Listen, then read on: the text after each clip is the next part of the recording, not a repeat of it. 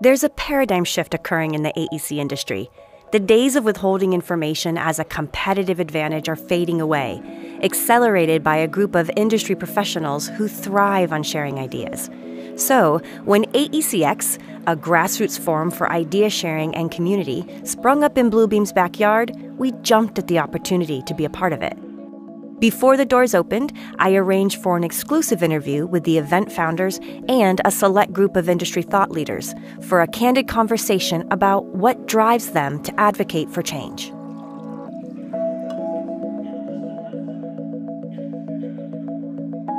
Thank you so much for sitting down with us today. We're really excited to have this conversation. What I hope to capture today is to understand what causes two sane people to have full-time jobs in busy industry and then to create an event in your spare time. Really what you're doing is bringing together community, and Nathan, I think, has an awesome perspective on the industry as to that more of the psychology and mindset that needs to shift. And there's the AEC Hackathon. The industry at large doesn't understand hackathons, doesn't understand who it benefits or what the outcome is. Each of your perspectives and who you are represent the heart of what this event is about community. So we'll start with Cody and Cameron. Tell us, why does this event exist? Why AECX? One of the reasons why Cameron and I started this is that we saw the opportunity to start forming a community that is actually agnostic to technology. We're all coming together as AEC professionals, communicating the need for technology, the need for disruption within the AEC industry, specifically right here in Los Angeles. We started at USC and through the alumni group with a desire to create a community that's really passionate about innovation. And because it was such a wild success, Cody and I were talking about how can we broaden this to greater communities? How important is it to you that this is local to Los Angeles as the skyline's being redefined? How important is it the timing of this event's launch? We have behind us the tallest building west of the Mississippi, right, the Wilshire Grand, which I've been working on personally for the last 4 years. And what's great about what we're doing today is that we're capturing a moment in time, and I think it's an awesome opportunity for people to actually be able to look out the window and say, yeah, I have my name on that. That's my project. I've been working on that. I think this event is a huge metaphor for what's happening in Los Angeles. The growth and actually like a re-centralization of Los Angeles, because there's been so much construction and revamping, and innovation could really help to fuel that renaissance that's happening. Now let's transition a little bit, looking at the three others that we have here on stage are actually not from the Southern California area, but have come to us in order to play a key role in part of the conversation. Nathan, what caused you to want to be a part of this? There's such this dilemma between what is possible and what is practical. And I think a lot of those that are in the realm of possibility, a lot of academia get very excited about all these things that we can do. And I've always come at it as sharing that same excitement, but okay, we still live in the real world. We're not in this laboratory environment. We're in real projects that are going on, and there's real challenges that until we address that as a community and move forward as a community, it's just going to create this sort of battle between the two sides of those who want to move the industry forward and those who just aren't comfortable. And I think we as industry leaders need to take the time to understand where some of those pain points are and help them along the way. And that's really why I started Spectrum AEC in the first place. Do you see that this kind of peer sharing opportunity that creates community here will potentially create tangible results that can then convince those who are maybe more reticent to change that this has that potential?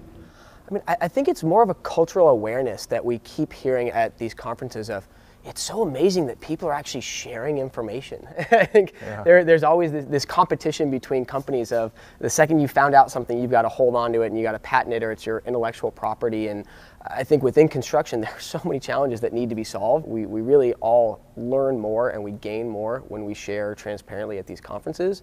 And to me, that culture change has been a huge shift in the industry, and that awareness getting to the executive level to not fear sharing as much, not fear being out there and promoting these successes, because it's working and it's helping these companies. So you're talking about a disruption of culture, but we have two co-founders here of the AEC Hackathon who could talk about disruption of technology and technology implementation within the industry. Let's talk a little bit about why was the AEC Hackathon started to begin with? The AEC Hackathon was started because of the miscommunication between tech people and then people from the built environment. How do you bring together these two people to where the industry is really defining the bullseye for the technologist? Not just a direction. I think it's over here. This is my pain point. Solve this problem. And so that's why the hackathon came to be, is it was about how do you bring together these two communities to solve existing issues. In the industry, worldwide, the AEC industry is one step behind the fishing industry in expenditures on R&D.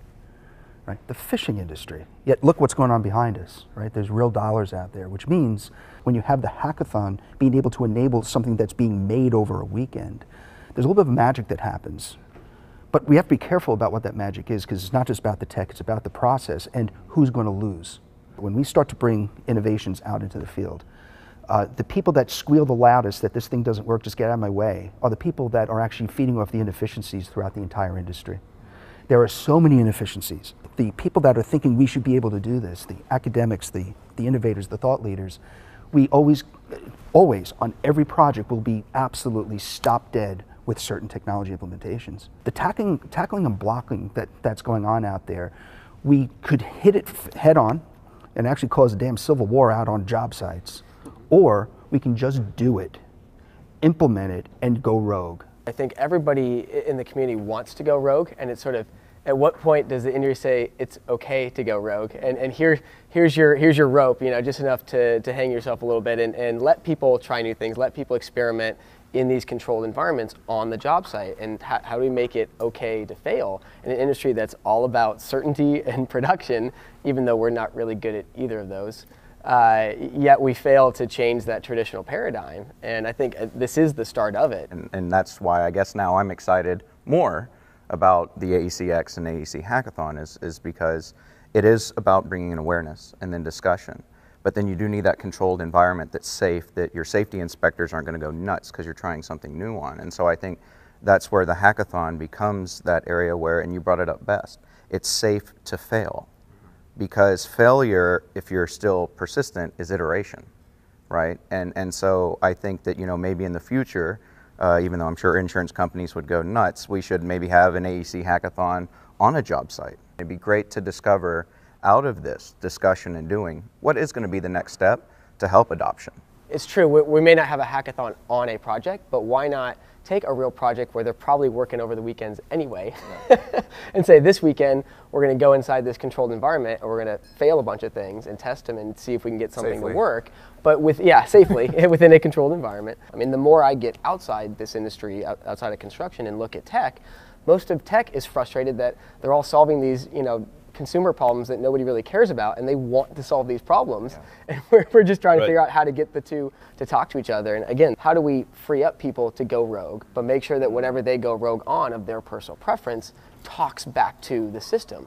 And this whole idea of open API, open sharing between platforms hackathons become more, I've got this app and I got this app, and right now they don't talk to each other, and I want to figure out how to make them talk to each other. And that's a project-specific problem that we can attract a lot more people to come in. And well, what does that make you think? Well, I'll let you start with it. You talked about two big, huge issues. It's not about the hardware, it's not about the software, it's about the data. Integration. And our industry, for God bless them, for creating so much data. We were big data before big data was a thing. Then people start saying, hey, I can make money off this because there's mistakes. And now all of a sudden it's becoming a bigger and bigger deal with the data, because now the data doesn't lie. And the tools that we're creating are creating transparencies to those processes and saying, why the hell are we doing it that way? Now all of a sudden you have the other side of this thing that says we can't be thinking about that individual piece of software or a HoloLens by itself, because I know the guys at HoloLens, and guess what? They're not even thinking about the AEC industry, right? But they're thinking, wow, we need this to be B&B for content. That's where this event comes in. What we found over successive hackathons is that we have competitors that just come together because it's birds of a feather. And they actually leave that ego at the door, and they leave that business thing at the door, which then tends to say, well then, how do you formalize that after a weekend? And that's where AECX, I think, can really start to excel and actually have a sustainable way of making sure that not only the Los Angeles community starts to embrace these ideas that it's okay to go rogue, it's okay to do things differently, because people are going to look and go, how did you do that? I didn't say this to people, but I said, look, if you guys come and make an app where you can upload a PDF and share it on an iPad, I'm going to slap you, because there's already so many of those out. And so one of the things that I have seen is that your bar is no longer down here. The AEC Hackathon brings your bar up here. People from our industry are going Tony Stark. And if you look at the actual implementation, Iris VR, these others, of innovative technologies, we are blowing away the gaming industry. So I think that what needs to happen is that the software companies, the people who are providing and hardware solutions to AEC, get involved in the AEC Hackathon or events like that. Because what it's going to do is it's going to give you that opportunity to engage directly with customers and say, one, what features do you need? Which ones do we provide that are useless? And then, oh wow, you do want to include a HoloLens. Let's make that a topic for a next hack.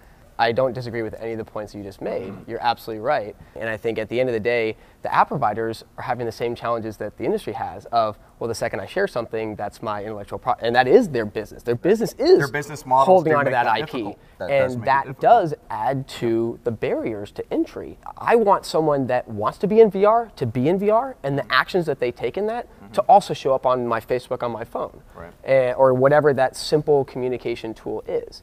And so the question is not either or, it's actually both. Exactly, and it's about how do we continue to blow the industry away with what technology can be used, but also make sure that whatever we're doing still talks to the most basic thing. This industry is not about a commodity, it's about the people that come together and build. And because we've got that full spectrum of people, we have to address each of those individual needs. Some are just purely, how do I get more comfortable not having to be on paper? But they should all be talking to each other, because creates inefficiencies when they don't talk to each other. So well, it will be really interesting to see what AECX and AEC Hackathon would not exist if they were doing it right.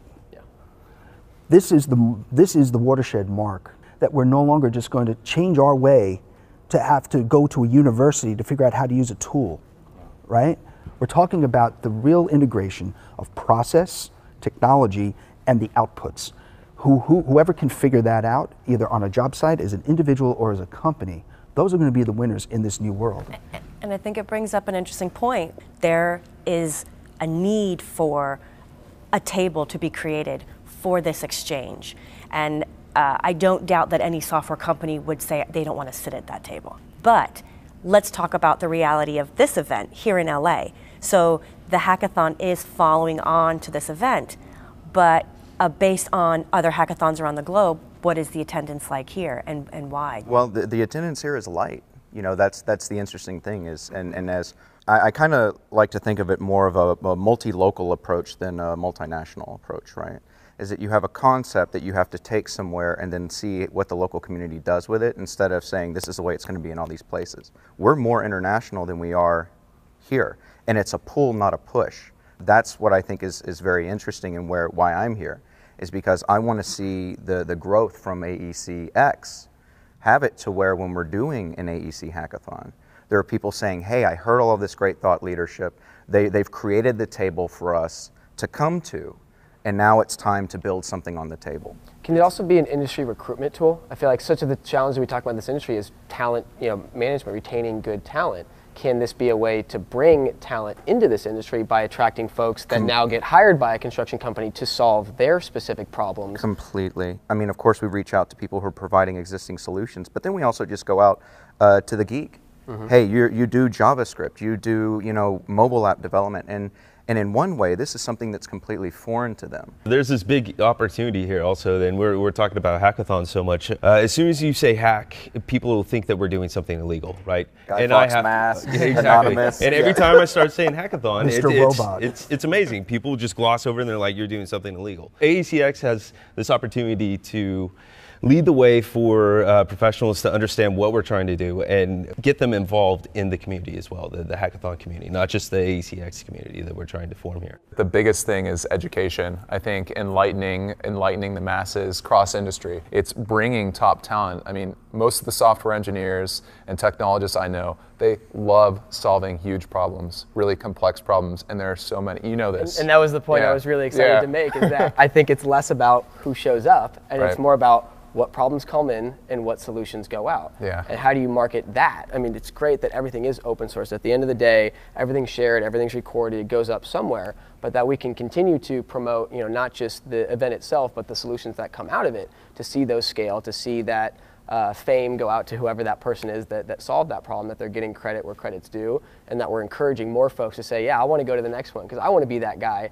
Damon's been very disciplined about this because people see the AEC Hackathon and everyone wants to blow it up, right? Like, let's make this huge. And he's been really disciplined, saying, listen, we create the environment for others to have this exchange of ideas. We're not the ones creating the innovation. And as long as AECX can also have that same type of focus to just say, let's set the table. Here's the opportunity for you to finally start to talk back and forth. If you're seeing low turnout with numbers, that doesn't mean that you have low turnout with ideas, but it's actually a reflection of the industry when you don't have 400 people up on here, because they're working. Yeah. It's not that they don't want to be there, they don't have the time to be there. They don't have time to do that. So it's kind of one of those things when you're putting on events. And to your point on the fame and sort of the status that a lot of these grassroots, whether it is AECX or AEC Hackathon, or shoot, I go back 3 years ago and Sasha gave me a call about this thing called the Construction PDF Coalition. And it's like, who cares about 2D PDFs, right? Yet it's blowing up because everybody goes, well, crap, those are the little things that aren't working. Let's fix those. Let's get those to talk to these systems, that talk to all these way more sophisticated systems, and that it is about integration of the innovation, and that there is no innovation too small or too big. I agree with that. It's about letting the end user, letting the customers drive the need, and just listening to them, giving them a platform through all these different organizations to have a voice, I think is where this traction is coming from, where this excitement is coming from. And this is the kickoff. But how do you see this scaling and growing? And I guess I'll ask you guys, how do you see this kind of scaling and growing from here? Well, it's interesting that you asked that question, because I've already started receiving calls and emails from other places like Silicon Valley, Florida, and in between, asking, wow, this looks like an amazing event. You guys have something here. Can you bring AECX to us? We wanted to create this Los Angeles community, but it's already spanned so much further. Look, it's just 2 LA people right here, and then great example, 3 other people that are very heavy hitters coming from different areas. It's amazing. The interest is out there, the communities are there. It's just pulling the communities together. One piece of advice for AECX is to think about how the different flavors of speakers for certain events can be themed, and that can be themed to that particular region, because the AC industry has global issues, but as you then start to make those regional decisions about hosting things like this and enabling the rogue nature of all this stuff to happen, that's where the special sauce comes in. Wrapping up the conversation, I was excited to hear about the potential to replicate events like AECX in other communities. It will be interesting to see if firms recognize this rare opportunity to step up and support their local champions for change and elevate this conversation to scale globally. For more industry news, visit Structure.